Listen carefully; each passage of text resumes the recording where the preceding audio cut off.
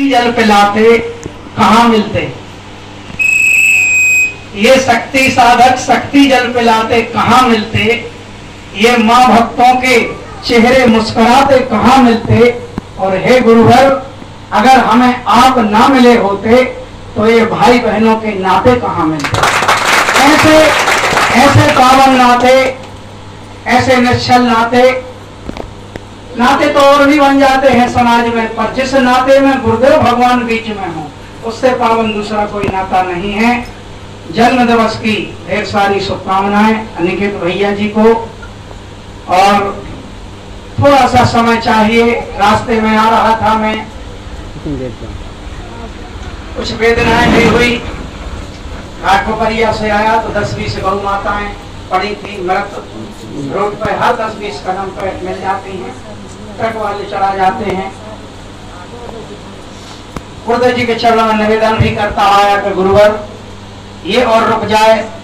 जैसे सभी अभियान धीरे धीरे आपकी कृपा से सफल हो रहे हैं, क्योंकि जो गुरुदेव जी कह देते हैं वो होकर रहता है। एक ऋषि की वाणी में उनकी तपस्या जुड़ी होती है। आज हम सब लोग ही यहाँ बैठे हैं, इन सबके बीच में गुरुदेव जी की साधना जुड़ी हुई है। इसलिए जो भी गुरुदेव जी के कार्य हैं पूर्ण निष्ठा के साथ करते चलें। परिवर्तन की वह बेला भी आपको देखने मिलेगी, क्योंकि लक्ष्य एक नहीं है। गुरुदेव जी के अनेकों लक्ष्य हैं जो शायद हमारे माध्यम से पूरे हो जाएं। जब तक हम हैं तब तक कर लें उनको पूरा, फिर हमारी आने वाली पीढ़ी के माध्यम से पूरे होंगे। सोचता आ रहा था, हमारी बहनें बैठी हैं, पति देव घर में 1 किलो स्टील का डिब्बा ले आए, स्टील का डिब्बा और चीनी मट्टी की बरनी ले आए। अब हमारी बहन ने स्टील के डिब्बे में घी रख दिया और चीनी मट्टी की बरनी में अचार रख दिया। इसीलिए लाए थे, मंगाया था दीदी ने कि स्टील का डिब्बा ले आना, चीनी मट्टी की बरनी ले आना। देखो गुरुदेव जी ने हमें क्या दिया, गुरुदेव जी ने हमें कितना बड़ा स्तर हमारा बना दिया। अब वो थे, हम अज्ञानी थे ना, न तरह के अवगुणों में फंसे। गुरुवर की कृपा देखो, सबसे बड़ा पद जो सबके पास दिया है गुरुदेव जी ने। ये जो अभी हिमांशु भाई ने बोले, ये तो कार्य करने वाले पद है। एक ऐसा पद जो हर गुरु भाई बहन को गुरुदेव जी ने दिया है, जिसे कोई नहीं छीन सकता। स्टील के डिब्बे में बहन ने घी रख दिया, चीनी मट्टी के बर्तन में अचार रख दिया। अब चलो मैं ही पहुंच गया बहन के पास, मोमबत्ती दीदी के पास पहुंच गया, ठीक है। अब भोजन परोसा, तो अब मुझे घी चाहिए, तो मैं क्या कहूंगा दीदी से, दीदी घी का डिब्बा उठाना। घी का डिब्बा नहीं बना, डिब्बा गाय का है, स्टील का, लेकिन उसे हम क्या कह रहे, घी का डिब्बा उठा। अब मुझे अचार की जरूरत पड़ी, दीदी अचार की बरनी उठाना। अचार की बरनी बनती है कहीं, अचार में तो पतला पतला मसाला होता है, नींबू होता है, आम होता है, करोला होता है, उसे हम अचार की बरनी कहेंगे। क्यों? बरनी चीनी मट्टी की थी, उसमें अचार रख दिया तो वो अचार की बन गई। डिब्बा स्टील का था, उसमें घी रख दिया, वो घी का बन गया। इसी तरह से ये हाड़ मांस का शरीर था, अवगुणी थे, पाप किए थे जाने में अनजाने में, लेकिन जिस दिन से गुरुवर विराज गए, जिस दिन से गुरुजी ने दीक्षा दी, तो आज पूरा संसार कहता है, जहां से भी निकल जाते हैं कि देखो जय माता वाली जाओ। ये सबको पद दिया गुरुदेव जी ने, इससे बड़ा कोई पद नहीं हो सकता। जब गहराई से सोचते हैं तो आंसू निकल आते हैं कि ये गुरुदेव जी की कृपा है। आज हर व्यक्ति को पूरा समाज कह रहा है, देखो जय माता वाले जा रहे हैं, जय माता वाली बहन जा रही है, जय माता वाले भाई जा रहे हैं। जबकि हम जय माता वाले थे, अरे हाड़ मांस का शरीर, लेकिन स्टील के डिब्बे में घी गया तो उसे क्या कहते हैं, घी का डिब्बा। इसी तरह से हम, अरे पता नहीं कैसे कैसे हम लोग मार्ग पे चले, लेकिन गुरुदेव जी की कृपा है कि आज इतने लोग इस परिसर में बैठकर हमारी बहन के बेटे को जन्मदिन की शुभकामनाएं और इस अनुष्ठान का लाभ लेने के लिए चले आए। तो पल प्रतिपल अपने कदमों को आगे बढ़ाते चलें। पूज्य गुरुदेव भगवान की कृपा, पूज्य गुरुदेव भगवान का आशीर्वाद प्रत्येक व्यक्ति के जीवन में फलीभूत हो रहा है। और जो हर मंच से कहता हूँ, यहाँ से भी कहूंगा, शारदीय नवरात्रि में जो पूज्य गुरुदेव जी कृपा बरसाते हैं, जो 3 दिव्य आरती होती हैं, उन दिव्य आरतियों की तुलना किसी भी अनुष्ठान या किन्हीं आरतियों से नहीं की जा सकती। ये पावन अनुष्ठान गुरुदेव जी द्वारा दिए गए, इनकी तुलना किसी से नहीं की जा सकती।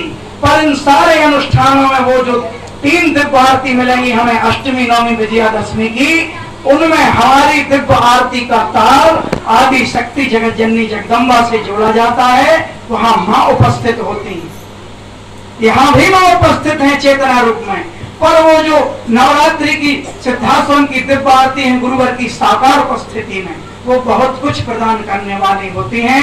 तो ना हमसे छूटने पाए, ना हमारे रिश्तेदारों से छूटने पाए। और जो भी हमारे परिजन हैं, बड़े से बड़े नशेड़ी, उनसे कहो कि भैया कैसा भी नशा किया हो, एक बूंद दवाई नहीं दी जाती सिद्धाश्रम धाम में। मात्र 3 दिन उस परिसर में रह लो और देखो तुम्हारे साथ इससे बड़ा क्या चमत्कार हो सकता है। और समय तो गुरुदेव जी से किसी की मुलाकात भी नहीं होती। ऐसे सैकड़ों लोग मिले जो कहते थे हम नवरात्रि में इसलिए आए थे कि हम गुरुदेव जी से मुलाकात करके कुछ परेशानियां बता देंगे। हमने कहा तुम चलो तो बस परेशानियां अपने दिमाग में रख लेना वो, और फिर देखना 3 दिन के चिंतनों में शायद तुम्हें उन परेशानियों का उत्तर मिल जाए। और जब शिविर के बाद में मिले, बोले भैया कमाल हो गया, न ऐसा धाम देखा, न ऐसे गुरुवर देखे। मैं तो बस सोचता जा रहा था कि मेरा ऐसा प्रश्न है, मेरी ये परेशानी है। उधर से गुरुदेव जी मंच से जो बोल रहे थे, उसी में मेरी समस्या का निदान मिल गया और उसी में मेरी परेशानी दूर हो गई। ये गुरुदेव भगवान होते हैं जो त्रिकाल, इसीलिए त्रिकाल गुरुदेव जी को हैं। गुरुदेव जी के तीनों कालों की जानने वाले, भूत, भविष्य और वर्तमान। तो ऐसे पूज्य गुरुदेव भगवान ने हम सभी को बुलाया है। कुमारी नगर में ऐसे अनुष्ठान हो रहे हैं, ये बहुत खुशी का विषय है। इतने शक्ति साधक, इतनी हमारी बहनें, रूपा दीदी जी को भी बहुत बहुत शुभकामनाएं, बहुत बहुत धन्यवाद बहन। क्रम रुकने ना पाए, बस सबसे बड़ी बात यह है कि क्रम किसी भी प्रकार से, जब एक प्रवाह चलता है, नदी गर्मी में भी बहती है, नदी ठंड में भी बहती है, लेकिन आपने देखा हो वही नदी जब बरसात में एक प्रवाह आता है बाढ़ का, तो बड़े बड़े कचरों के ढेरों को, बड़े बड़े पेड़ों को जो बीच में पड़े रहते हैं, अवरुद्ध बने रहते हैं, उन्हें वो बाढ़ बहा के ले जाती है। गुरुदेव जी वही प्रवाह चाहते हैं, क्योंकि कचरा बहुत है समाज में, अवरुद्ध बहुत है समाज में, और जब प्रवाह आएगा तो वो बह के निकल जाएंगे। पूज्य गुरुदेव भगवान पल प्रतिपल प्रत्येक साधक के अंदर वास करते हैं, उनके हृदय में वास करते हैं। उन्हीं गुरुदेव भगवान को अपने अंतर्मन में रोज हम, जैसे आपसे बात की जा रही है, ऐसे आपसे बात की जा रही है, कभी एकांत में बिल्कुल शांत चित्त होकर उस छवि से भी आप बातें कर लोगे तो आपको ये एहसास नहीं होगा कि ये सिर्फ छवि रखी है। आपको यही एहसास होगा कि नहीं, मेरे गुरुदेव भगवान मेरे घर में बैठे हुए। और थोड़े थोड़े से काम करने हैं, भावना का पूरा खेल है। हमारी बहनें रोज झाड़ू लगाती हैं, हमारी बहनें रोज भोजन बनाती हैं। अब थोड़ा सा भाव बदलो, अच्छा भाव है आपका, तभी तो यहाँ बैठी है माँ के चरणों में। अब जब कल से झाड़ू लगाना, मैं जो निवेदन करके जा रहा हूँ, कल से झाड़ू लगाना, तो झाड़ू लगाते समय सिर्फ एक भाव सोचना कि झाड़ू तो रोज लगाते थे, अब झाड़ू मैं इसलिए लगा रही हूँ कि अभी झाड़ू लगा के जब नहा धो के और मैं साधना करूंगी, ज्योत जलाऊंगी, तो जहां झाड़ू लगा रही हूँ इसी रास्ते से मेरे गुरुदेव जी अंदर मेरे घर में प्रवेश करेंगे। भाव बदल जाएगा, आनंद दुगना हो जाएगा। भोजन सब घर में बनाते हैं, सब बहनें भोजन बनाते हैं। बस कल से शुरू कर दो कि नहा धोकर शुद्धता के साथ वैसे रसोई में जाना चाहिए। सभी जाते हैं, स्वच्छ क्रिया से निवृत्त होकर सभी नहाते हैं, फिर रसोई में जाते हैं। इतनी जरूरी है पवित्रता। और भोजन बनाते समय मात्र एक भाव ले लो कि मैं भोजन इसलिए बना रही हूँ कि परिवार के लोगों को तो पेट भरेगा ही भरेगा, सभी घर में बनता है, लेकिन मैं भोजन इसलिए बना रही हूँ कि सबसे पहले मैं अपने आराध्य श्री शक्ति पुत्र जी भगवान के चरण में थोड़ा सा भोग लगाऊंगी, फिर वो महाप्रसाद बन जाएगा आपका। और वही भोग जो लगाया बाकी घर के भोजन में मिला दिया, आनंद से रोग भी मिटेंगे, सुख भी मिटेंगे, व्यथाएं भी। भाव का पूरा खेल है। तो आए उन्हीं भावनाओं को और जागृत करें। जो भी हमारे इष्ट मित्र हैं, जो भी हमारे परिजन हैं, उन्हें आश्रम अवश्य ले जाना है। गुरुदेव जी क्यों कहते हैं 5 परिवारों के लिए? इसीलिए कहा है गुरुदेव जी ने कि जैसे तुम्हारे अंदर वह आनंद का झरना फूट पड़ा, दूसरे लोगों को भी अवसर मिले और तुम्हारे माध्यम से मिले, उसका लाभ भी हमें मिलेगा।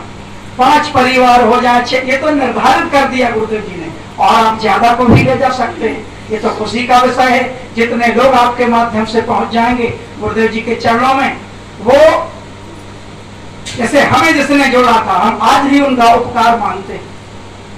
तो ऐसे ही वो लोग कहेंगे भैया इतना अच्छा मार्ग दे दिया, इतने अच्छे आश्रम में आप लेके आ गए, हमें लगने की जरूरत है। ऐसा नहीं एक बार बोल दिया भूल गए, लगे रहो। जब हम अवगुण के लिए किसी को बाध्य कर देते थे कि नहीं चलो आज तो एक पैग हो ही जाए, और सामने वाले को नहीं पीना है फिर भी तैयार कर लेते थे। सभी जानते हैं इन बातों को, वही तो जीवन जीते थे हम लोग। उसकी बिल्कुल इच्छा नहीं है लेकिन फिर भी उसे तैयार कर लेते थे, वो विकार के लिए करते थे। अब हमें सप्त मार्ग के लिए तैयार करना है कि नहीं तुमको तो चलना ही है। अरे अपने मित्रों से कसम भी दिलानी पड़े तो पीछे नहीं हटना चाहिए कि नहीं चलना ही है। अगर मुझे कुछ मानते हो, मुझसे कोई संबंध है तो